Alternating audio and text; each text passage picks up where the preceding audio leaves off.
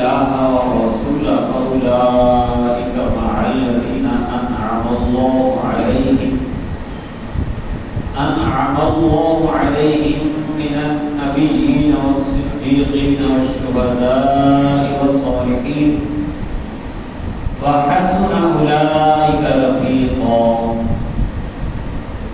ذلك الفضل من الله وكفى بالله عليما صدق الله مولانا العظيم وبلغنا رسوله النبي الكريم الأمين. معزز حاضرین، سورہ نساء کی 68 آیات تک ہم گفتگو کرنے کی سعادت حاصل کر چکے. آیت نمبر 69 میں اللہ تبارک و تعالی نے ارشاد فرمایا وَمَن يُطِعِ اللَّهَ وَالرَّسُولَ، اور جو حکم مانے اللہ کا اور رسول کا، جو اطاعت کرے اللہ کی اور رسول کی، فَأُولَٰئِكَ مَعَ الَّذِينَ أَنْعَمَ اللَّهُ عَلَيْهِمْ، تو ایسے ہی لوگ ہیں جو ان لوگوں کے ساتھ ہوں گے جن پر اللہ نے انعام کیا. پھر اللہ کی انعام یافتہ بندے کون سے ہیں؟ من بیانیہ کے ساتھ آگے ذکر ہو گیا.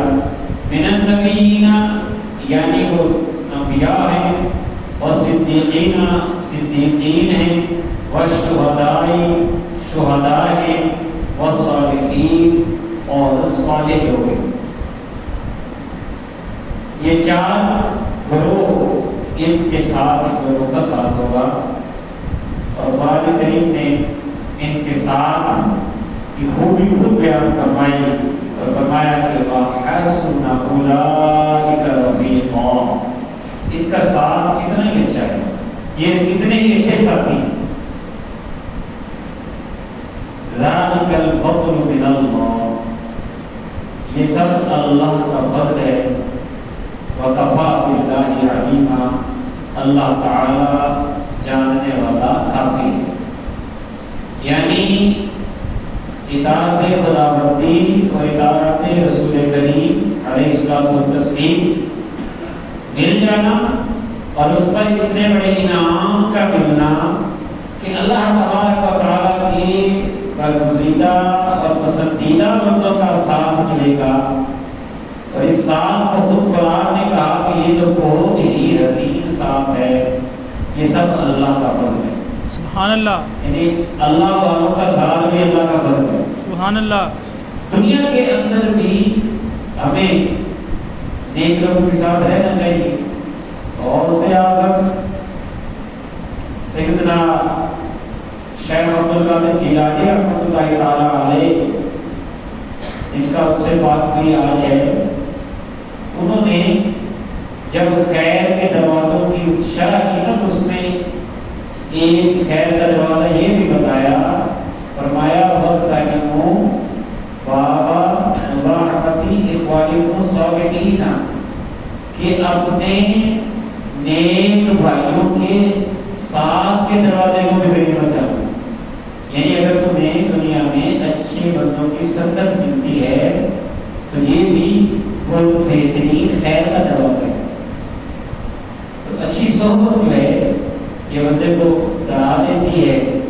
اور ادھر قرآن پاک کی یہ آیت بتا ہے کہ جو اچھا کام کرتا ہے، اچھی صحبت بندے کو ڈرا ہی دیتی ہے، لیکن جب بندہ اچھا ہو جاتا ہے تو قیامت میں بھی اچھوں کا ساتھ عطا کرتی ہے. تو اچھوں کا ساتھ جو ہے بہت بڑی نعمت ہے. یہاں پر اس آیت کریمہ کے حوالے سے ابو داؤد شریف کی روایت ہے کہ حضرت ثوبان رضی اللہ تعالیٰ عنہ نبی کریم صلی اللہ تعالیٰ علیہ وسلم کے ایک صحابی ہیں، عاشق صادق ہیں. نبی کریم صلی اللہ تعالیٰ علیہ وسلم کے دیدار کے بغیر انہیں چین نہیں آتا تھا. رسول علیہ السلام کی بارگاہ میں حاضر ہوتے رہتے تھے. ایک دن انہوں نے بڑی عجیب سوچ آئی اور پھر بارگاہ مصطفیٰ میں پریشان ہو کر حاضر ہوئے. چہرے کا رنگ جو ہے وہ پورا ہوا تھا اور ظاہر طور پر حالت جو ہے وہ کمزور نظر آ رہی تھی. نبی کریم صلی اللہ تعالی علیہ وسلم نے فرمایا کہ زبان تمہیں کیا ہو گیا ہے؟ مفہوم اس کا میں بیان کر رہا ہوں کہ وہ کہنے لگے کہ مجھے یا رسول اللہ صلی اللہ علیہ وسلم نہ کوئی بیماری ہے نہ کوئی اور پریشانی ہے، بس ایک فکر ہے مجھے جو لاحق ہو گئی ہے. یا رسول اللہ صلی اللہ علیہ وسلم میں آپ کے دیدار کے بغیر رہ نہیں سکتا. آپ کی بارگاہ میں حاضر ہوتا ہوں، دیدار کا شرف پاتا ہوں، لیکن جب آپ سے دور ہوتا ہوں تو بڑا پریشان ہوتا ہوں، وحشت ہوتی ہے اور بڑی اداسی رہتی ہے. تو یہ تو دنیا ہے، مطلب میں آپ کی بارگاہ میں حاضر ہوتا رہتا ہوں. مجھے آخرت کی فکر آئی کہ آخرت میں کیا ہوگا جب کہ آپ کو اللہ تبارک و تعالی جنت میں اعلیٰ مقام عطا فرمائے گا، اور مجھے اگر اللہ کے فضل سے جنت ملی تو میں کہیں اور ہوگا، کیونکہ آپ کی شان کہاں بلند ہے اور میری شان میری حالت کہاں ہے. تو میں تو آپ سے وہاں دور ہوگا. مطلب یہ کہنا چاہتے تھے کہ اگر جنت مل بھی گئی تو جنت میں آپ کا دیدار نہ ہو تو کیا کروں گا. یہ غم مجھے کھایا جاتا ہے، اس وجہ سے پریشان. سید عالم صلی اللہ علیہ وسلم کی بارگاہ میں اپنی اس پریشانی کا ذکر کیا تو یہی آیت اللہ تعالیٰ نے نازل فرما دی کہ دیوانوں پریشان نہ ہو، اگر تم اللہ اور اس کے رسول صلی اللہ علیہ وسلم کی اطاعت کرنے والے ہو، اللہ اور اس کے رسول سے سچی محبت رکھنے والے ہو، تو قیامت کے دن اللہ تعالیٰ تمہیں اللہ کے نبی کا ساتھ بھی عطا فرمائے گا، صدیقین کا ساتھ بھی عطا فرمائے گا، شہیدوں کا ساتھ بھی عطا فرمائے گا، صالحین کا ساتھ بھی عطا فرمائے گا. غلاموں پریشان ہونے کی فکر نہیں ہے. اس نبی علیہ السلام کی محبت میں تم اپنی زندگیاں وقت گزارو گے، اسی نبی کی غلامی میں تمہیں ان کا دیدار جنت میں بھی نصیب ہو جائے گا، ان کا ساتھ نصیب ہوگا. تو یہ تڑپ تھی صحابہ کرام کی دعا تھی. نبی پاک صلی اللہ علیہ وسلم کے جلوے دیکھنا، آپ کے چہرے مبارک کا دیدار کرنا اور اس کے لیے تمنا کرنا، یہ کوئی آج کی بات نہیں ہے. یہ صحابہ کو بار بار دیکھا کرتے تھے پھر بھی نہیں وہ سہل ہوتے تھے. اب دیکھیں صحابہ تو صحابہ ہے نا کہ جن کی صبح عید ہوتی تھی، خدا کا قرب حاصل تھا، نبی کی عید ہوتی تھی، بار بار ہوتا رہتا تھا نا. لیکن ایک حالت میں ایک حدیث شریف اس کا مفہوم میں پیش کر رہا ہوں. اس کے آگے کہتے ہیں کہ جب جماعت ہوتی تھی تو ہم لوگ دائیں طرف کی کوشش کیا کرتے تھے کہ جماعت میں دائیں طرف کھڑے ہو. اب اس میں یہ بات ہے میں رکھیے، سید عالم صلی اللہ تعالی وسلم جب جماعت مکمل کرتے تھے، سلام ہو جاتا تھا، تو آپ نمازیوں کی طرف متوجہ ہو کر بیٹھتے تھے.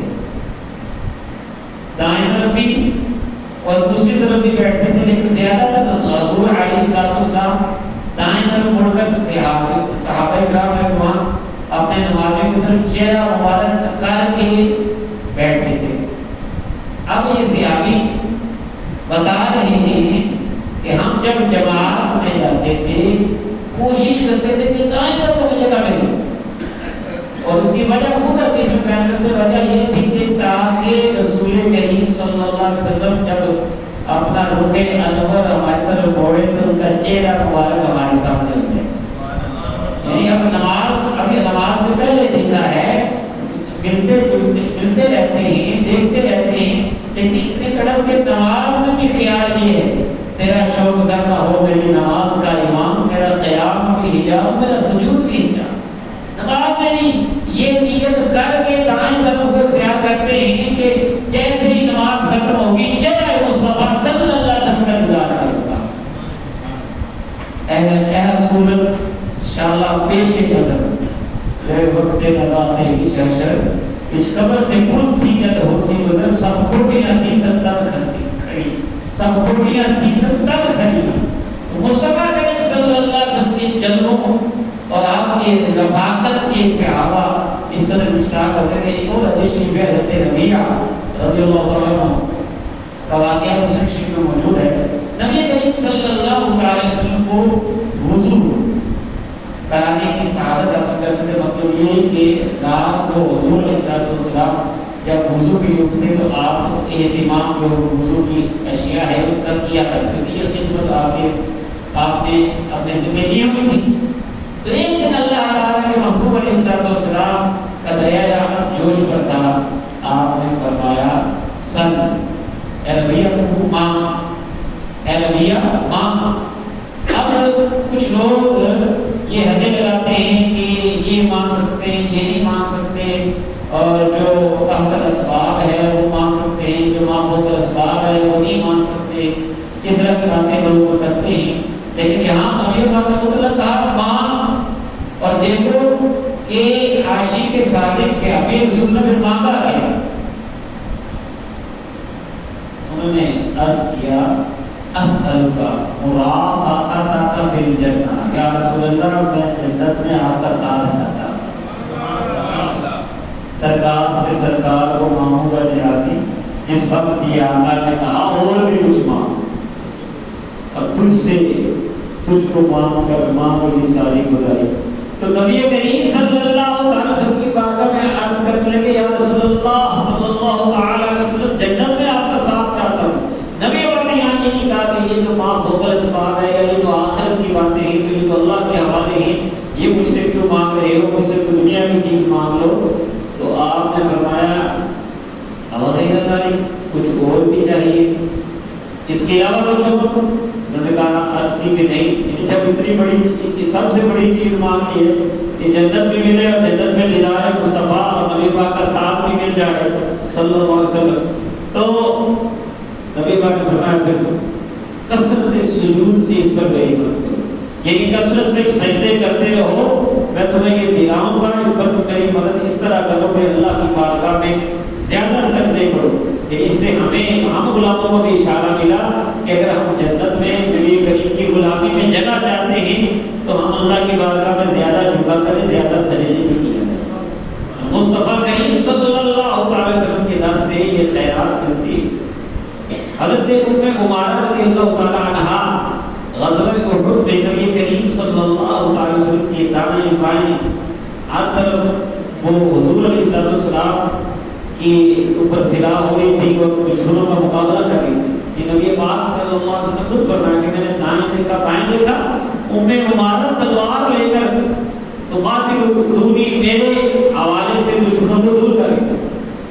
تو نبی کریم صلی اللہ علیہ وسلم نے اس پورے گھرانے کو جو نبی پاک پر فدا ہونے والا تھا، غزوہ احد میں بھی سارے شامل تھے، بعد میں بھی حضور علیہ السلام کی ناموس کے لیے ایک کی داستانیں موجود ہیں ام عمارہ اور ان کے خاندان کی. تو نبی پاک نے دعا کر دی یا اللہ ان سرکار والوں کو برکت عطا فرما. جب یہ دعا ہو گئی تو دعا بہت بڑی ہو گئی. لیکن یہاں اس صحابیہ کا جذبہ دیکھیے. انہوں نے دیکھا کہ تیری رحمتوں کا دریا سیام چل رہا ہے، مجھے بھیک مل رہی ہے، میرا کام چل رہا ہے. انہوں نے کہا کہ یہ رحمتیں اس وقت جوش پر ہیں، دعا میرے لیے ہو گئی ہے. مزید عرض کرنے کی یا رسول اللہ صلی اللہ علیہ وسلم آپ ہمارے لیے دعا کیجیے نا کہ اللہ تعالیٰ جنت میں ہمیں آپ کا ساتھ عطا فرمائے. اب پھر دیکھیے سوال اس دنیا سے آگے کا، آخرت کا. میرے آقا علیہ السلام نے یہ نہیں فرمایا کہ نہیں یہ نہیں ہو سکتا، کیونکہ واہ کیا جو کرم ہے شہ بتا تیرا، نہیں سنتا ہی نہیں مانگنے والا. ایک لفظ نہیں ہے جو تیرے لب پہ نہیں ہے. نبی پاک نے یہ نہیں فرمایا یہ نہیں ہو سکتا، یہ تو ماں اسباب ہے. فرمایا فوراً دعا کرنا. دیکھیں صحابہ کرام کا ایسے سوالات کرنا، ایسی چیزیں مانگنا اور نبی پاک کا منع نہ کرنا، بلکہ ان کا سوال رب کی بارگاہ میں کر دینا، اس بات کی دلیل ہے کہ ہاں نبی کریم صلی اللہ علیہ وسلم دنیا اور آخرت کی نعمتیں تقسیم کروا دیں گے. اللہ تعالیٰ عطا فرماتا ہے، محبوب تقسیم فرماتے ہیں، محبوب عرض کرتے ہیں کہ اللہ تعالیٰ قلب فرما دیتا ہے۔ تو نبی کریم صلی اللہ علیہ وسلم نے دعا کر دی، اللہم اجعلہم رفقائی فی الجنہ، اے اللہ ان سب گھر والوں کو جنت میں میرے رفیق بنا دے، جنت میں ان کو میرا ساتھ نصیب فرما۔ اب یہاں پر یہ بھی صحابیہ کا یہ عقیدہ دیکھ لیجیے کہ جی ٹھیک ہے دعا کر دی، اب پتہ نہیں قبول ہوگی یا نہیں ہوگی، اس طرح کی بات نہیں ہے۔ یقین محکم ہے، اور مومن ہمارا خبر سے کہا کرتی تھی کہ اب دنیا میں مجھے کوئی بھی مصیبت آ جائے مجھے پرواہ نہیں ہے کہ رسول کریم صلی اللہ علیہ وسلم نے جنت میں اپنے ساتھ کا سرٹیفکیٹ مجھے عطا فرما دیا ہے۔ تو بہرحال آج کا درس اس کا مختصر خلاصہ یہی ہے کہ اگر ہم اس دنیا میں اللہ کی اطاعت کریں گے اور اللہ کے رسول کی اطاعت میں زندگی گزاریں گے، اس کوشش میں کہ ہم سے کوئی نافرمانی نہ ہو اور ہم اللہ اور اس کے رسول صلی اللہ علیہ وسلم کے احکام مانیں، اس اطاعت سے زندگی گزرے گی، انشاءاللہ تعالی آخرت سبر جائے گی۔ وما علینا الا البلاغ۔